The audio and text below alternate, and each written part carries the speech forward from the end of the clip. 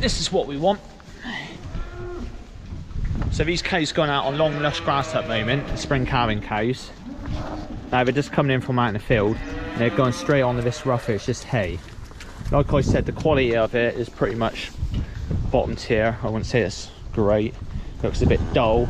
Must have had a little bit of rain on it or whatever. But the main thing is they're eating it. They're all coming in and they're eating a little bit. Now ideally we want a long, real long, nice long feed barrier so everything gets access to it, because you've got all different sizes in these cages. You've got your little ones like this, your little like jerseys, and then you've got your bigger ones like this, but you've got big black and white ones too, and they will push out the little ones a bit. But it is what it is. We've only got the racks, so we put around as many racks as we can and put a little bit of hay in all of them. We're not chucking like bells in everywhere and filling them up their brims, just a little bit, and we shake these bells up too so they can get it down their throats nice and quick. It's going to help out with the bloat and the staggers. We've got another, yesterday was wet, right, that was Saturday, the coronation was wet. Today's nice and sunny and dry and quite warm, and tomorrow's wet again, and it's tomorrow you might see some problems again. But this is what you want. So we've got it here and we've got it in the collecting yard, so we want as many as we can, getting around, just getting a little bit in them. It's not like you've got to go mad on it. You don't want to eat too much and then they just like don't give no milk because they've got a belly full of hay. But just all a little munch each, and that'll help them out a little bit. So they're actually eating it better than I thought. I've got some more over here. The milk has gone up really fast, and that's like a little bit of an indicator where it's gone from, like, when it's gone up, like, I'm talking like 3,000 litres nearly. Over 2 days it's jumped.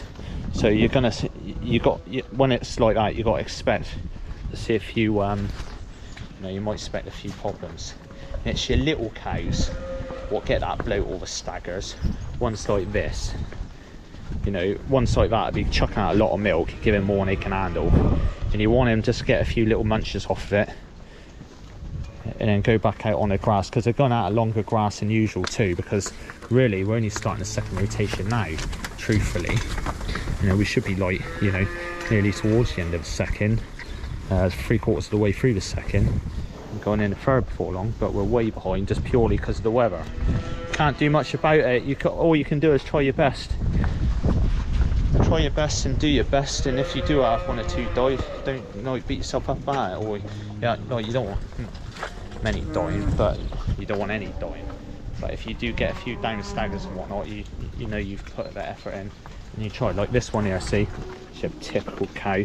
Did get it bagged up nice and tight. Second time calver, slightly smaller, proper little Jersey crossbred. That one there, see, they just bloat up like bloody balloons, they do. And they go down so fast too, because it's frothy bloat. Your air bloat, or some of you might have seen like once every 5 years or whatever on your standard herds, like your standard Holstein herds or whatever, when they're out of grass. A bit of air bloat is when they puff up over a couple of days. Frothy bloat is literally within like an hour. You've got to be straight on it. You know you've got to drag your caravan out in the field and keep an eye on them when it's really that bad, but you don't. So like it can be quite worrying when you get up early in the morning and you go out in the field, when you sort of know it's around, because you can't really pick them out either, because you go out there on a wet night, warm wet night on long grass, and they're all bloody bloated up. So, and they eat the grass, they go so hard at the grass too. But they're coming in well milk. Yeah, another year where we're gonna get some good milk. May, June, July, hopefully. It will dip off a little bit, but then, like I said, we're going to get some of the cows in and keep that going. Mag Mineral 2 in the mangers in parlour. Sticking to the sides a bit, but it's good it's in there because they're licking it straight away. These are walked under the row because they're little. So that, we put a bag aside each day. High mag mineral it is. You put in a bowl out in the yard or out in the field, they don't seem to touch it, but in the parlour they have no choice. They sort of lick it up and they get it all over their noses. It's a bit dusty, but it's good that they're getting it down them. And we've got the dosatron too working at the moment. The dosatron's got mag flakes in with the water, and that goes up into all the water troughs for them. But like on a wet time, they don't drink as much water, so again the mag in the troughs just helping out. Right, let's get milking. Here we go.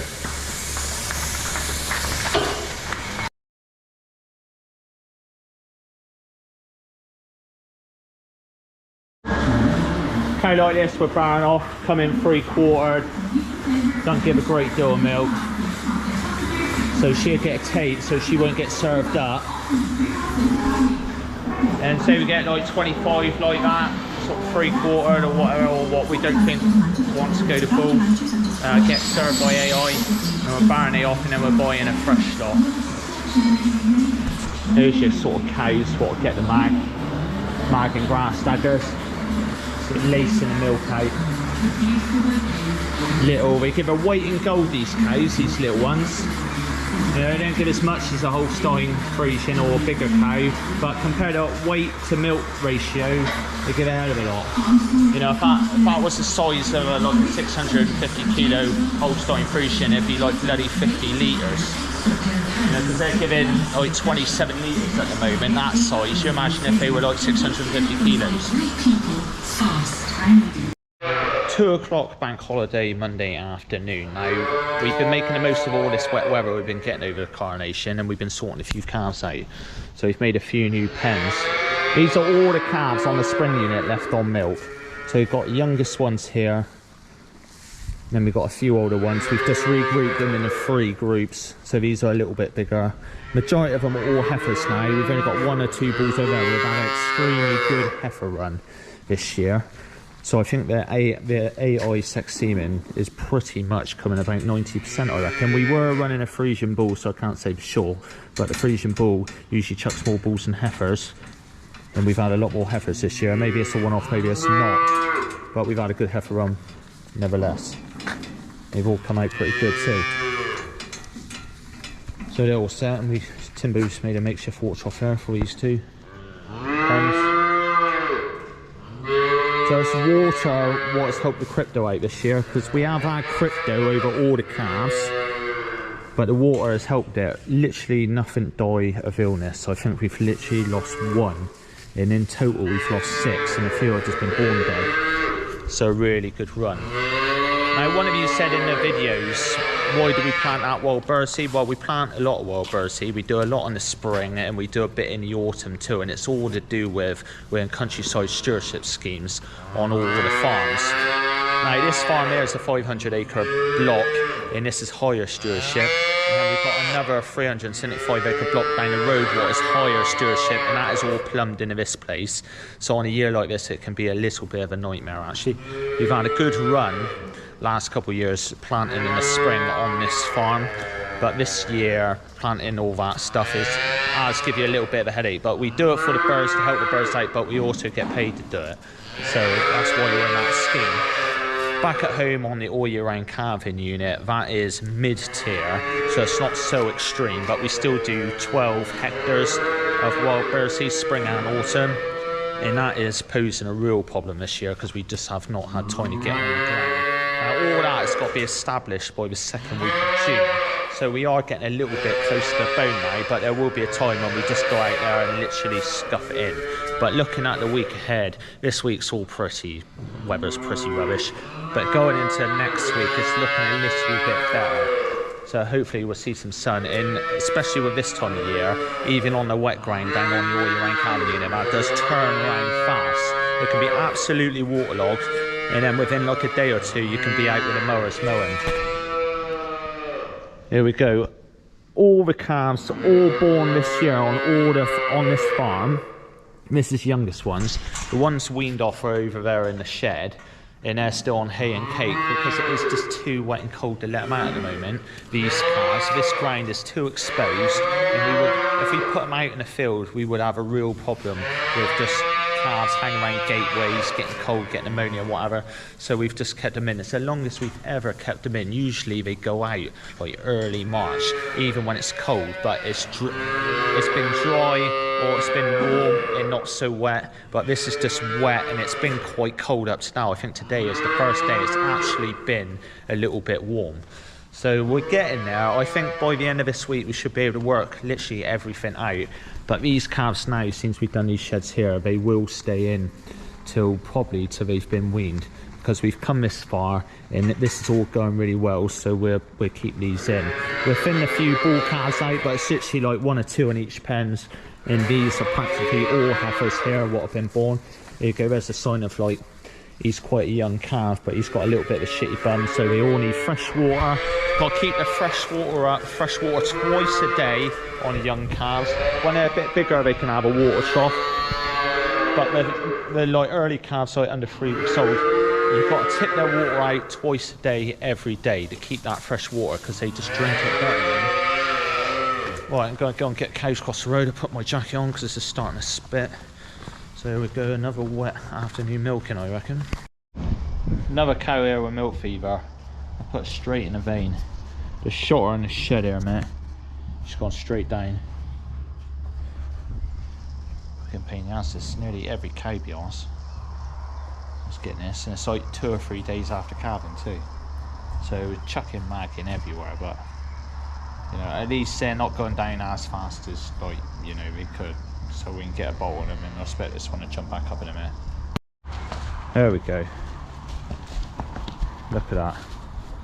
Straight up.